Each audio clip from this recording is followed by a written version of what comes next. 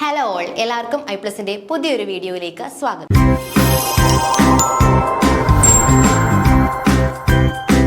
അപ്പം നിങ്ങൾ HSA എക്സാമിന് പ്രിപ്പയർ ചെയ്യുന്നവരാണോ? എങ്ങനെ പഠിക്കണം, എന്തൊക്കെ കാര്യങ്ങളാണ് പഠിക്കേണ്ടത്, എങ്ങനെ സിലബസ് കവർ ചെയ്യാം എന്നൊക്കെ ആലോചിച്ച് കൺഫ്യൂസ്ഡ് ആയിട്ടിരിക്കുന്നവരാണോ? എങ്കിൽ നിങ്ങൾക്കുള്ളതാണ് ഈ വീഡിയോ. അപ്പം നിങ്ങൾ ഇപ്പം തന്നെ HSAയുടെ നമ്മുടെ നോട്ടിഫിക്കേഷൻസ് നമുക്ക് ഈ ഒരു 31-ാം തീയതിയിലേക്കാണ് നമ്മൾ പ്രതീക്ഷിക്കുന്നത്. അപ്പം നമ്മുടെ മുന്നിൽ ഇനി വളരെ കുറച്ച് സമയം വളരെ അത്യാവശ്യം നല്ല സമയമുണ്ട്. എങ്കിലും നമ്മൾ എന്ത് ചെയ്യണം? ഇപ്പോൾ മുതൽ പ്രിപ്പറേഷൻസ് തുടങ്ങിയെങ്കിൽ മാത്രമേ നമുക്ക് നല്ലൊരു റാങ്കിൽ എത്തിച്ചേരാനായിട്ട് സാധിക്കുകയുള്ളൂ. അപ്പം അതിന് നമ്മൾ എന്തൊക്കെയാണ് ചെയ്യേണ്ടത് എന്നുള്ള ടിപ്സുകളാണ് ഇന്ന് ഈ വീഡിയോയിൽ പറയുന്നത്. അപ്പം ആദ്യം തന്നെ നമുക്ക് എന്ത് വേണം? നിങ്ങളുടെ കയ്യിൽ പ്രിൻ്റ് ഔട്ട് ചെയ്ത് എടുത്തു വെച്ചിട്ടുള്ള ഒരു സിലബസ് വേണം, അല്ലെ? ഒരു എക്സാമിന് നമ്മൾ പ്രിപ്പയർ ചെയ്യുമ്പം ആദ്യം തന്നെ ചെയ്യേണ്ട കാര്യം എന്ന് പറയുന്നത് ഒരു സിലബസ്, അതിൻ്റെ സിലബസ് എടുക്കുക, അതിൻ്റെ പ്രിൻ്റ് ഔട്ടഡ് ആയിട്ടുള്ള കോപ്പിയോ തന്നെ കയ്യിൽ സൂക്ഷിക്കാനായിട്ട് ശ്രമിക്കുക. കാരണം നമ്മൾ ഫോണിലോ അല്ലെങ്കിൽ PDF കോപ്പിയോ ആകുമ്പോൾ നമുക്ക് എന്ത് ചെയ്യാൻ പറ്റില്ല, കവർ ചെയ്യുന്നതൊക്കെ മാർക്ക് ചെയ്ത് വെക്കാനും ഒക്കെ ബുദ്ധിമുട്ടായിരിക്കും. അപ്പം അതുകൊണ്ട് തന്നെ പ്രിൻ്റഡ് ആയിട്ടുള്ള കോപ്പീസ് തന്നെ ഉപയോഗിക്കാനായിട്ട് ശ്രമിക്കുക. അപ്പം നമുക്ക് അറിയാം, അല്ലേ? ഇപ്പം എല്ലാവർക്കും അറിയാം, എങ്കിലും സിലബസിൽ 2 ഭാഗങ്ങളായിട്ടാണ് ഉള്ളത്. പാർട്ട് എയും ഉണ്ട്, പാർട്ട് ബിയും ഉണ്ട്. അതിൽ പാർട്ട് എ എന്ന് പറയുന്നത് ഇംഗ്ലീഷിൽ തന്നെയാണ് ഉള്ളത്. അതായത് നമുക്കറിയാം, അതിൽ ജനറൽ നോളജ് ഉണ്ട്, റെനിസൻസ് ഉണ്ട്, അതുപോലെ തന്നെ മെത്തഡോളജി ഓഫ് ടീച്ചിങ് സബ്ജക്റ്റുകളുണ്ട്.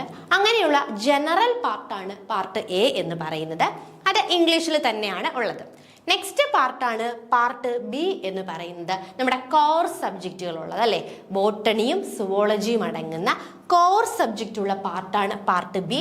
കൂടുതൽ മാർക്കും നമുക്ക് ഈ ഒരു ഭാഗത്ത് നിന്ന് തന്നെയാണ്, അല്ലേ, ചോദിക്കുന്നത്. അപ്പോൾ ഈ ഒരു ഭാഗമാണ് നമുക്ക് കുറച്ച് ബുദ്ധിമുട്ടായിട്ട് വരുന്നത്. കാരണം എന്താണ്? നമ്മുടെ എക്സാം മലയാളത്തിലാണ്, അല്ലേ? അപ്പം മലയാളത്തിലാണല്ലോ എന്നോർത്ത് വിഷമിക്കേണ്ട കാര്യമില്ല. അതൊരു അഡ്വാൻറ്റേജ് ആയിട്ട് തന്നെ നമുക്ക് എടുക്കാം, അല്ലേ? മലയാളം എന്ന് പറയുമ്പോൾ എല്ലാവർക്കും ഇതുപോലെ എന്തായിരിക്കും, കുറച്ച് പേടിയായിരിക്കും. അയ്യോ, മലയാളം നമ്മൾ പഠിച്ചതൊക്കെ ഇംഗ്ലീഷിലാണല്ലോ, അപ്പോൾ അതൊക്കെ മലയാളത്തിലോട്ട് കൺവേർട്ട് ചെയ്യണോ, അതെങ്ങനെയാണെന്നൊക്കെ ആലോചിച്ചിട്ടുള്ള കൺഫ്യൂഷൻ ആയിരിക്കും. അപ്പം അതിന് നിങ്ങൾ ടെൻഷൻ അടിക്കേണ്ട കാര്യമില്ല. നമ്മൾ എന്ത് ചെയ്യുന്നുണ്ട്? ബുക്കുകൾ റെഫർ ചെയ്തിട്ട് I+ നിങ്ങൾക്ക് വളരെ ഈസി ആയിട്ടും അല്ലെങ്കിൽ കീ ആയിട്ടുള്ള നോട്ടുകൾ നിങ്ങൾക്ക് പ്രൊവൈഡ് ചെയ്യുന്നുണ്ട് മലയാളത്തിൽ തന്നെ. അപ്പോൾ ആ ഒരു കാര്യത്തിൽ നിങ്ങൾക്ക് ടെൻഷൻസ് ഒന്നും തന്നെ വേണ്ട. പിന്നെ ഇതിൽ ആദ്യത്തെ 1 മുതൽ 20 വരെയുള്ള ക്വസ്റ്റ്യൻസ് എക്സാംസിനുള്ളത് ഇംഗ്ലീഷ് മീഡിയത്തിലായിരിക്കും. അത് ജനറൽ ടോപ്പിക്സിൽ നിന്നായിരിക്കും 1 മുതൽ 20 വരെയുള്ള ക്വസ്റ്റ്യൻസ് ഉള്ളത്. അതുകൂടാതെ 21 മുതൽ 100 വരെയുള്ള ക്വസ്റ്റ്യൻസുകളാണ് മലയാളത്തിലുള്ള നമ്മുടെ കോർ സബ്ജക്റ്റുകൾ എന്ന് പറയുന്നത്. അതിൽ പാർട്ട് 1, അതായത് പാർട്ട് 1 നിന്ന് 15 mark, general knowledge, current affairs, റെനിസൻസിൽ നിന്നും 15 മാർക്കും, പാർട്ട് ബിയിൽ, അല്ലെ, പാർട്ട് 2-ൽ നിന്നും ടീച്ചിങ് മെത്തഡോളജിയിൽ നിന്നും 5 മാർക്കുമാണുള്ളത്. പിന്നെ ഉള്ള മാർക്കുകൾ നമ്മുടെ സബ്ജക്റ്റിൽ നിന്നാണ് 80 മാർക്ക് ഉള്ളത്. അപ്പം നമ്മുടെ സബ്ജക്റ്റ് വളരെയധികം ഇമ്പോർട്ടൻ്റ് ആണ്. അത് നല്ല രീതിയിൽ തന്നെ പഠിക്കാനായിട്ട് നമ്മൾ ശ്രമിക്കേണ്ടതുണ്ട്. അപ്പം നമ്മൾ എങ്ങനെ സിലബസ് കംപ്ലീറ്റ് ആയിട്ട് കവർ ചെയ്യാമെന്ന് ചോദിച്ചു കഴിഞ്ഞാൽ ആദ്യം ചെയ്യേണ്ടത് എന്താണ്? നമ്മുടെ മുന്നിൽ ഇപ്പോൾ ഇഷ്ടം പോലെ സമയമുണ്ട്. അപ്പോൾ അതുകൊണ്ട് തന്നെ നമുക്ക് ഇന്നത് ഇമ്പോർട്ടൻ്റ് അല്ലെങ്കിൽ ഇന്നത് ഒഴിവാക്കാം എന്നുള്ള ചിന്തയൊന്നും വേണ്ട. നമുക്ക് എന്ത് ചെയ്യാനായിട്ട് സാധിക്കണം? സിലബസ് കംപ്ലീറ്റ് ആയിട്ട് പഠിക്കാനായിട്ടുള്ള സമയമുണ്ട്. അപ്പോൾ പ്രോപ്പറായിട്ട് സിലബസുകൾ കവർ ചെയ്യാനായിട്ട് ആദ്യം ശ്രമിക്കുക. ഓരോ മൊഡ്യൂൾ വൈസും നോട്ടുകൾ, ഇപ്പം നിങ്ങൾ ഏതൊരു ക്ലാസ് കണ്ടാലും അല്ലെങ്കിൽ ഏതൊരു ക്ലാസ് കേട്ടാലും അവിടെ നിങ്ങൾക്ക് നോട്ട്സ് തരും, അല്ലേ? ആ നോട്ട്സ് കൂടാതെ നിങ്ങൾ എന്ത് ചെയ്യുക? എപ്പോഴും നിങ്ങളുടേതായ രീതിയിലുള്ള ഷോർട്ട് നോട്ടുകൾ പ്രിപ്പയർ ചെയ്ത് വെക്കുക. അത് നിങ്ങളെ എക്സാമിൻ്റെ ഒരു ഹോളിലേക്ക് എത്തുന്നതിന് തൊട്ട് നിമിഷം വരെ നിങ്ങളെ ഏറ്റവും കൂടുതൽ സഹായിക്കുന്നത് നിങ്ങൾ സ്വന്തമായിട്ട് പ്രിപ്പയർ ചെയ്ത് വെക്കുന്ന ഒരു കീ നോട്ട്സ് ആയിരിക്കും. അപ്പം അത് എപ്പോഴും ചെയ്യാനായിട്ട് ശ്രമിക്കുക. അപ്പം നമ്മൾ എന്ത് ചെയ്യുക? സിലബസ് ഫുള്ള് കവർ ചെയ്യണം. ഈ ഒരു കേസിലും നിങ്ങൾ എന്ത് ചെയ്യേണ്ട കാര്യമില്ല, ടെൻഷൻ അടിക്കേണ്ട കാര്യമില്ല. I+ൽ സിലബസ് കംപ്ലീറ്റ് ആയിട്ട് കവർ ചെയ്ത് ഓരോ മൊഡ്യൂൾ വൈസ് ആയിട്ടുള്ള നോട്ട്സുകളും നിങ്ങൾക്ക് പ്രൊവൈഡ് ചെയ്യും. അപ്പോൾ അതുവഴി നിങ്ങൾക്ക് ഈസി ആയിട്ട് എന്ത് ചെയ്യാനായിട്ട് സാധിക്കും? സിലബസ് കവർ ചെയ്യാനായിട്ട് സാധിക്കും. ഇനി നമ്മൾ ഏതൊക്കെ ബുക്കുകളാണ് റെഫർ ചെയ്യേണ്ടതെന്ന് ചോദിച്ചു കഴിഞ്ഞാൽ, നിങ്ങൾക്ക് ഏതൊക്കെ ബുക്കുകളാണ് റെഫർ ചെയ്യേണ്ടതെന്ന് അറിയില്ല എങ്കിൽ ഞാൻ കുറച്ച് ബുക്കുകളുടെ പേരുകൾ, അല്ലെങ്കിൽ മെയിനായിട്ട് നമ്മൾ മസ്റ്റായിട്ട് നോക്കിയിരിക്കേണ്ട കുറച്ച് ബുക്കുകളാണ് ഇനി പറയാനായിട്ട് പോകുന്നത്.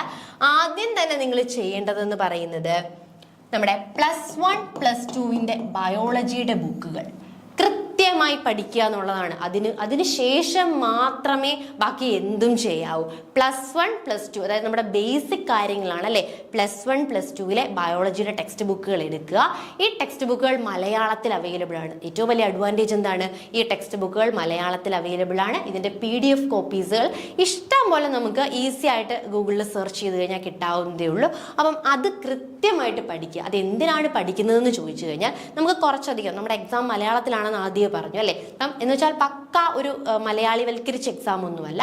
ചില വേർഡുകളുണ്ട് അല്ലേ, ചില വേർഡുകൾക്ക് നമുക്ക് പ്രോപ്പറായിട്ട് മലയാളങ്ങളുണ്ട്. അപ്പം ആ വേർഡുകളായിരിക്കും മലയാളത്തിൽ ചോദിക്കാൻ സാധ്യതയുള്ളത്.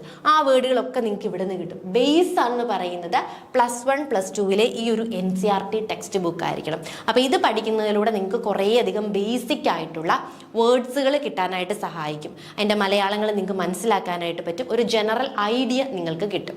അതിനുശേഷം ഞാൻ ബോട്ടണിയുടെ കാര്യമാണ് പറയുന്നത്. നമുക്കറിയാം ഈ ഒരു ബുക്ക് പഠിച്ചതിന് ശേഷം മാത്രമാണ് ഇത് കംപ്ലീറ്റ് ചെയ്തു എന്ന് തോന്നിക്കഴിഞ്ഞു കഴിഞ്ഞാൽ നിങ്ങൾക്ക് എന്ത് ചെയ്യാം, ഈ ബുക്കുകളിലേക്ക് ഫോളോ അപ്പ് ചെയ്യാനായിട്ട് പറ്റും. അതായത് നമുക്കറിയാലോ ഈ ബുക്കുകളൊക്കെ നിങ്ങൾക്ക് പരിചയമുള്ള ബുക്കുകൾ തന്നെയാണ്. ഡിഗ്രി ലെവലിൽ നമ്മൾ കണ്ടിട്ടുള്ള ബുക്കുകൾ തന്നെയാണ്. ഇത് മലയാളത്തിൽ അവൈലബിൾ ആണ്, ഇതൊന്നും മലയാളത്തിൽ അവൈലബിൾ അല്ല അല്ലെ. ഇതൊക്കെ ഇംഗ്ലീഷിൽ തന്നെയാണ് അവൈലബിൾ. പക്ഷെ അതിനോട് പ്രശ്നമില്ല.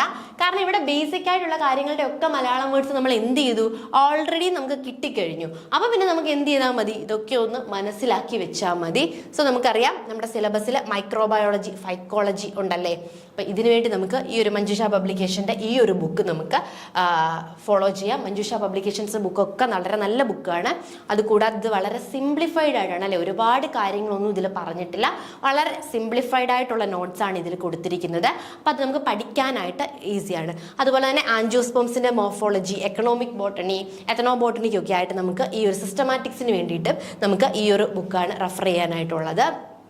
ഈ ബുക്കുകളൊക്കെ റെഫർ ചെയ്തിട്ട് ഉള്ള നോട്ട്സുകളാണ് നമ്മൾ I+ൽ പ്രൊവൈഡ് ചെയ്തുകൊണ്ടിരിക്കുന്നത്. അതുകൂടാതെ നമുക്ക് എന്ത് വേണമെങ്കിൽ ബ്രയോളജി, ടെറിഡോളജി അല്ലെ. നമുക്കറിയാം പാലിയോ ബോട്ടണി, ബ്രയോളജി, ടെറിഡോളജി ഉണ്ട്. അതിന് എഗെയിൻ നമുക്ക് ഈ ഒരു ബുക്ക് ഫോളോ ചെയ്യാം. പ്ലാന്റ് ബയോ കെമിസ്ട്രിക്ക് വേണ്ടിയിട്ട് ഈ ഒരു ബുക്ക് അല്ലേ, KK Bhaskaran and AR Ajith Kumar എന്ന് പറയുന്ന അദ്ദേഹത്തിൻ്റെ ബുക്കുകളൊക്കെ തന്നെ വളരെ സിംപ്ലിഫൈഡ് ആയിട്ടുള്ള നോട്ട്സ് ആണ്. നമുക്ക് ഈസി ആയിട്ട് മനസ്സിലാവുകയും വളരെ കോംപ്ലിക്കേറ്റഡ് ആയിട്ടുള്ള കാര്യങ്ങളെ പോലും സിംപ്ലിഫൈഡ് ചെയ്ത് കൊടുത്തിട്ടുള്ള ബുക്കുകളാണ്. അതുകൂടാതെ നമുക്ക് പ്ലാന്റ് അനാട്ടമിയിലും റീപ്രൊഡക്റ്റീവ് ടെക്നോളജിക്ക് വേണ്ടിയിട്ടും ഈ ഒരു ബുക്കും നമുക്ക് റെഫർ ചെയ്യാവുന്നതാണ്. ഇനി നമുക്ക് മൊത്തത്തിൽ 8 മൊഡ്യൂളുകളാണ് സിലബസിലുള്ളത്. അതിൽ ഏകദേശം ഒരു മൊഡ്യൂൾ 5 മുതലാണ് എന്ത് ചെയ്യുന്നത്, പ്യുവർ ബോട്ടണി തുടങ്ങുന്നത്. അതിന് മുമ്പ് സുവോളജിയും പിന്നെ 2ലും കോമൺ ആയിട്ടുള്ള സെല്ലിന്റെ ഘടന, ഇതൊക്കെ നമുക്ക് ബോട്ടണി സുവോളജിയിൽ നിന്നും വേർതിരിക്കാൻ പറ്റില്ല, കോമൺ ആയിട്ടുള്ള ടോപ്പിക്കുകളുമാണ്. അപ്പം അതിൽ മൊഡ്യൂൾ 5 എന്ന് പറയുന്നത് നമ്മളിപ്പോൾ പറഞ്ഞ പോലെ microbiology, bacteria, mycology, lichenology, fungus, plant pathology, bryology, pteridology, gymnosperms, ഇതൊക്കെയാണ്. അപ്പോൾ ഇവയുടെയൊക്കെ ജനറൽ ക്യാരക്ടേഴ്സും എക്സാമ്പിൾസും ഒക്കെ നമുക്ക് പഠിക്കാനുണ്ട്. അതൊക്കെ കൃത്യമായിട്ട് തന്നെ നോക്കേണ്ടതാണ് ഈ ഒരു മൊഡ്യൂളിൽ. അതായത് ഓരോന്നിൻ്റെയും ജനറൽ ക്യാരക്ടേഴ്സ് നോക്കുക. അതുകൊണ്ട് തന്നെ അതിനെന്തെങ്കിലും സ്പെഷ്യൽ ഫീച്ചേഴ്സും ഒക്കെ ഉണ്ടെങ്കിൽ അതും നോക്കുക. ഇനി module 2 morphology, systematics, economic botany, anatomy, crop improvement അല്ലേ. വളരെ സിമ്പിൾ ആയിട്ടുള്ളൊരു മൊഡ്യൂളാണ്. മൊഡ്യൂള് 6 എന്ന് പറയുന്നത് നമുക്ക് വലിയ കോംപ്ലിക്കേറ്റഡ് ആയിട്ടുള്ള കാര്യങ്ങളൊന്നും തന്നെ ഇല്ലാത്ത ഒരു സിമ്പിൾ ആയിട്ടുള്ള കുറച്ചധികം ജനറൽ ബോട്ടണി ടോപ്പിക്കുകൾ വരുന്ന ഒരു ഭാഗമാണിത്. അതിനുശേഷം നമ്മുടെ മൊഡ്യൂൾ 7 എന്ന് പറയുന്നത് പ്ലാൻ ഫിസിയോളജി ഉണ്ട് അല്ലെ. കുറച്ച് എല്ലാവർക്കും ടഫ് എന്ന് തോന്നിക്കുന്ന ഒരു ഭാഗമാണ്. എന്നാൽ ടഫ് അല്ല. കൃത്യമായിട്ട് പഠിക്കുകയും കറക്റ്റായിട്ട് നോട്ട്സുകളൊക്കെ ഫോളോ ചെയ്യുകയും ചെയ്യാമെങ്കിൽ ഈ ഒരു പോർഷൻസും നിങ്ങൾക്ക് വളരെയധികം സിമ്പിൾ ആയിരിക്കും. സെൽ ബയോളജി, ജെനറ്റിക്സും ഒക്കെ വളരെയധികം ഇമ്പോർട്ടൻ്റ് ആണ്. നമ്മൾ പ്രീവിയസ് ഇയർ ക്വസ്റ്റ്യൻസ് ഒക്കെ നോക്കുകയാണെങ്കിൽ നമുക്ക് കാണാനായിട്ട് സാധിക്കും. ഇത് വളരെയധികം ഇമ്പോർട്ടൻ്റ് ആയിട്ടുള്ളൊരു പോർഷനാണ്. അപ്പോൾ ഈ ഒരു മൊഡ്യൂള് 7 എന്ന് പറയുന്നത് നമ്മൾ കറക്റ്റായിട്ട് തന്നെ പഠിക്കേണ്ട മൊഡ്യൂളാണ്. ഒരു കോംപ്രമൈസും ചെയ്യാതെ വൃത്തിയായിട്ട് പഠിക്കേണ്ട ഒരു ഭാഗമാണ് മൊഡ്യൂൾ 7 എന്ന് പറയുന്നത്. അതിനുശേഷം നമ്മുടെ മൊഡ്യൂൾ 8 ഉണ്ട്. മൊഡ്യൂൾ 8 എൻവയോൺമെന്റൽ biology, tissue culture, biotechnology, bio informatics, biostatistics, ഇതും വളരെ ഇമ്പോർട്ടൻ്റ് ആയിട്ടുള്ളൊരു മൊഡ്യൂളാണ്. അപ്പം നമുക്ക് പഠിക്കേണ്ട കാര്യങ്ങൾ വളരെയധികം കൂടുതലാണ് അല്ലേ. അപ്പം എല്ലാവരുടെയും ഒരു ആശങ്ക എന്ന് പറയുന്നത് മലയാളം ആണ്. അപ്പം മലയാളത്തിലാണല്ലോ എക്സാം, അപ്പം എങ്ങനെയാണ് എന്നുള്ളതാണ്. അപ്പം മലയാളത്തിലുള്ളത് ഒരു വലിയ പ്രശ്നമൊന്നുമല്ല. നമ്മൾ എന്ത് ചെയ്യുന്നുണ്ട്, ആ പ്രോപ്പറായിട്ടുള്ള നോട്ട്സുകളും കാര്യങ്ങളും നിങ്ങൾക്ക് പ്രൊവൈഡ് പ്രൊവൈഡ് ചെയ്യുന്നുണ്ട്. അപ്പോൾ അതുവഴി നിങ്ങൾക്ക് ആ ഒരു പ്രോബ്ലം ഈസി ആയിട്ട് ഒഴിവാക്കാവുന്നതേ ഉള്ളൂ. അപ്പോൾ ഇപ്പം നമ്മുടെ മുന്നിൽ അത്യാവശ്യം നല്ല ടൈമുണ്ട്. അപ്പോൾ നമ്മൾ എന്ത് ചെയ്യുക, ഫസ്റ്റ് തന്നെ ഇന്ന് തന്നെ സിലബസ് പ്രിൻ്റ് ഔട്ട് എടുത്ത് വെക്കുക. ആ സിലബസ് ആദ്യം ഒന്ന് പരിചയപ്പെടാൻ ശ്രമിക്കുക. എന്തൊക്കെയാണ്, അല്ലെങ്കിൽ നമുക്ക് സിലബസ് നോക്കുമ്പോൾ അറിയാം നമുക്ക് വീക്കായിട്ടുള്ള പോർഷൻസ് ഏതൊക്കെയാണ്, നമുക്ക് നന്നായിട്ട് അറിയാവുന്ന പോർഷൻസ് ഏതൊക്കെയാണ്. അതനുസരിച്ച് നിങ്ങൾ എന്ത് ചെയ്യുക, ഒരു സ്റ്റഡി പ്ലാന് ഇന്ന് തന്നെ പ്രിപ്പയർ ചെയ്യാനായിട്ട് ശ്രമിക്കുക. ഇനി നമ്മൾ മെയിനായിട്ട് ചെയ്യേണ്ടതാണ് ഫസ്റ്റ് അണ്ടർസ്റ്റാൻഡ് ദ സിലബസ് അല്ലേ. സിലബസ് എടുത്തു വെച്ചിട്ട് നിങ്ങൾക്ക് ആദ്യം മനസ്സിലാക്കുക ഇന്നത് പഠിക്കാം, ഇന്നത് പഠിക്കാൻ എനിക്ക് കൂടുതൽ സമയം വേണം. അങ്ങനെ ഒരു പ്രോപ്പറായിട്ടൊരു ടൈം ടേബിൾ നിങ്ങൾ സെറ്റ് ചെയ്യാനായിട്ട് ശ്രമിക്കുക. അതനുസരിച്ച് എന്ത് ചെയ്യുക, സ്റ്റഡി പ്ലാനുകൾ വെക്കുക. അത് നിങ്ങൾക്ക് മാത്രമേ എന്ത് ചെയ്യാൻ പറ്റൂ, പ്രോപ്പറായിട്ടുള്ളൊരു സ്റ്റഡി പ്ലാന് ചെയ്യാനായിട്ട് പറ്റും. കാരണം നിങ്ങളെ ഏറ്റവും കൂടുതൽ അറിയാവുന്നത് നിങ്ങൾക്കാണ്. സോ നമ്മുടെ I+ ഒരു സ്റ്റഡി പ്ലാൻ പ്രൊവൈഡ് ചെയ്യുന്നുണ്ട്. അതിൽ നിങ്ങൾക്ക് എന്ത് ചെയ്യാം, ചിലപ്പോൾ ചേഞ്ചസുകളൊക്കെ വരുത്തിയിട്ട് നിങ്ങൾക്ക് വേണമെങ്കിൽ നിങ്ങളുടേതായ രീതിയിൽ മാറ്റാം. Next focus on core topics അല്ലേ. നമുക്കറിയാം ഈ ഒരു സിലബസിൽ 80 മാർക്കിന് നമ്മുടെ കോർ ടോപ്പിക്ക്, അതായത് ബോട്ടണി സുവോളജി എന്നാണ് ചോദിക്കുന്നത്. അതുകൊണ്ട് തന്നെ നമ്മൾ എന്ത് ചെയ്യുക, ആ കോർ ടോപ്പിക്സിന് കൂടുതൽ ഇമ്പോർട്ടൻസ് കൊടുക്കുക. എന്ത് ടോപ്പിക് ആണെങ്കിലും അതിൽ നമുക്ക് നോട്ട്സുകൾ പ്രൊവൈഡ് ചെയ്യുന്നുണ്ട്. എങ്കിൽ പോലും നിങ്ങൾ എന്ത് ചെയ്യുക, നിങ്ങളുടേതായ രീതിയിലുള്ള ഷോർട്ട് നോട്ട്സുകൾ പ്രിപ്പയർ ചെയ്യാൻ ശ്രമിക്കുക. അതുപോലെ തന്നെ പ്രാക്ടീസ് പ്രീവിയസ് പേപ്പേഴ്സ്.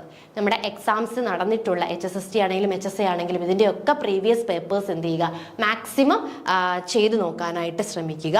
പിന്നെ ഞാൻ പറഞ്ഞതുപോലെ തന്നെ ഏറ്റവും ബേസ് ആയിട്ട് ആദ്യം ചെയ്യേണ്ടത്, സിലബസ് ഡൗൺലോഡ് ചെയ്ത് കഴിഞ്ഞാൽ നിങ്ങൾ ആദ്യം ചെയ്യേണ്ട കാര്യം എന്ന് പറയുന്നത് +1 +2 NCERT ടെക്സ്റ്റ് ബുക്ക് ഫോളോ ചെയ്യുക എന്നുള്ളതാണ്. അതിലാണ് എല്ലാവിധ ബേസ് കാര്യങ്ങളും നമുക്ക് കിട്ടുന്നത്. അത് മലയാളത്തിൽ തന്നെ അവൈലബിൾ ആയിട്ടും ഉണ്ട്.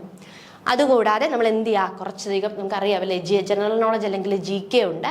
അപ്പോൾ അത്യാവശ്യം പത്രങ്ങളും കാര്യങ്ങളും ഒക്കെ വായിക്കുക, അപ്ഡേറ്റഡ് ആയിട്ടിരിക്കുക. ദെൻ ഇതൊക്കെ ചെയ്തെന്ന് പറഞ്ഞാലും പഠിക്കുന്ന കാര്യങ്ങൾ എന്ത് ചെയ്യുക, കറക്റ്റായിട്ട് റിവൈസ് ചെയ്യുക. അങ്ങനെ റിവൈസ് ചെയ്തില്ലെങ്കിൽ നമ്മൾ പഠിക്കുന്നതുകൊണ്ട് എന്തില്ല, യാതൊരുവിധമായ പ്രയോജനവും കാണില്ല. അപ്പം നമ്മൾ പഠിക്കുന്ന കാര്യങ്ങൾ ഓരോ ഡേയും ഇൻ്റർവെൽ ഇട്ടിട്ട് തന്നെ എന്ത് ചെയ്യുക, പ്രോപ്പറായിട്ട് റിവൈസ് ചെയ്യാനായിട്ട് ശ്രമിക്കുക. 5 ദിവസം പഠിച്ചിട്ടുണ്ടെങ്കിൽ 6ാമത്തെ ദിവസം എന്ത് ചെയ്യുക, പുതിയതായിട്ടൊന്നും പഠിക്കാൻ നിൽക്കരുത്. നിങ്ങൾ ആ പഠിച്ച കാര്യങ്ങൾ റിവൈസ് ചെയ്യാൻ തന്നെ ആയിരിക്കണം ശ്രമിക്കേണ്ടത്. പിന്നെ നമുക്കറിയാമല്ലേ നമ്മുടെ കോഴ്സിനുള്ളിൽ ധാരാളം മോക്ക് ടെസ്റ്റുകൾ അവൈലബിൾ ആയിട്ടുണ്ട്. അപ്പോൾ നിങ്ങൾക്ക് എന്ത് ചെയ്യാം, ആ ഓരോ ടോപ്പിക്കുകളും പഠിച്ച ശേഷം ആ ടോപ്പിക് വൈസ് ആയിട്ടുള്ള മോക്ക് ടെസ്റ്റുകൾ അറ്റൻഡ് ചെയ്ത് നോക്കാം. അപ്പോൾ നിങ്ങൾക്ക് എന്ത് ചെയ്യാൻ പറ്റും, നിങ്ങളെ തന്നെ വിലയിരുത്താനായിട്ട് സാധിക്കും. ഇനി എത്രത്തോളം പഠിക്കണം, അല്ലെങ്കിൽ ഇനി ഏതൊക്കെ പോർഷൻസ് ആണ് കൂടുതൽ നോക്കേണ്ടതെന്നൊക്കെ നിങ്ങൾക്ക് മനസ്സിലാക്കാനായിട്ട് സാധിക്കും. അതുകൂടാതെ എന്ത് ചെയ്യുക, മോഡൽ ക്വസ്റ്റ്യൻ പേപ്പേഴ്സും കാര്യങ്ങളും വർക്കൗട്ട് ചെയ്യുക. പിന്നെ ഏറ്റവും ഇമ്പോർട്ടൻ്റ് ആയിട്ടുള്ളതാണ് എന്ത്, മേക്ക് ഷോർട്ട് നോട്ട്സുകൾ പ്രിപ്പയർ ചെയ്യുക. അതായത് നിങ്ങളെ എക്സാമിന് തൊട്ട് മുമ്പ് സഹായിക്കുന്നത് വേറെ ഒരു നോട്ടും ആയിരിക്കത്തില്ല, നിങ്ങൾ സ്വന്തമായിട്ട് പ്രിപ്പയർ ചെയ്ത് വെച്ചിട്ടുള്ള ഷോർട്ട് നോട്ട്സ് ആയിരിക്കും നിങ്ങളെ ഏറ്റവും കൂടുതൽ എക്സാമിൻ്റെ തൊട്ട് മുമ്പ് ഹെൽപ്പ് ചെയ്യുന്നത്. ഇനി നമ്മൾ ചെയ്യേണ്ടത് എന്തായിരിക്കും, കൺസിസ്റ്റൻ്റ് ആയിരിക്കണം അല്ലേ. ഒരു ദിവസം പഠിച്ചിട്ട് ഒരു ദിവസം നിങ്ങൾ ഒരു 8 മണിക്കൂർ പഠിച്ചെന്ന് വെച്ചോ, പിന്നെ ഒരു 10 ദിവസം നിങ്ങൾ പഠിക്കുന്നതേ ഇല്ല എങ്കിൽ അതുകൊണ്ട് ഒരു പ്രയോജനവും ഇല്ല. അപ്പോൾ ഒരു ദിവസം 1 മണിക്കൂറാണ് പഠിക്കുന്നതെങ്കിലും അത് കൺസിസ്റ്റൻ്റ് ആയിട്ട് എല്ലാ ദിവസവും ചെയ്യുവാനായിട്ട് ശ്രമിക്കുക.